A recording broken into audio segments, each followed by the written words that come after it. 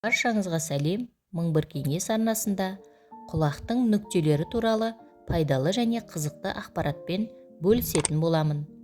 Құлақта дененің белгілі бір бөліктермен байланысты 6 нүкте бар.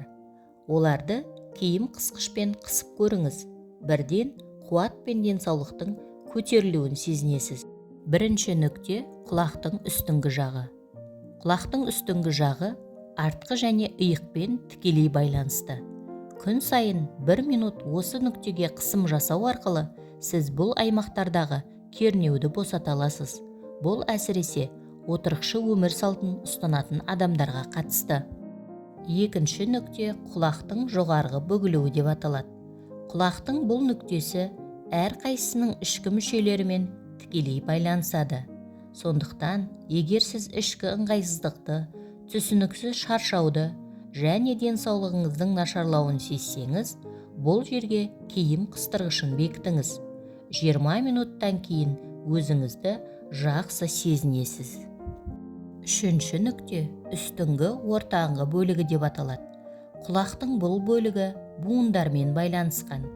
Компьютерде ұзақ отырғаннан кейін буындардағы ауырсынуды және шаршауды жеңілдету үшін осы нүктеге қысым жасап көріңіз. Төртінші нүкте төменгі ортаңғы бөлігі деп аталады. Құлақтың төменгі ортасына басу мұрын мен тамаққа жеңілдік әкеледі. Ұйқыңыз жеткілікті болған кезде бұл өте ыңғайлы. Бесінші нүкте төбенің үстінде. Құлақ төбесінің үстіндегі нүкте ас қорытумен байланысты. Онда киім қыстырғышты бекіту арқылы сіз асқазан мен ішектің ауырсынуын жеңілдетесіз. Ең соңғы нүкте ішек деп аталады. Бұл нүкте жүрек пен баспен байланысты. Жүрек денсаулығын қолдау, мигрендер мен бас ауруларын жеңілдету үшін осы нүктеге қысым жасаңыз.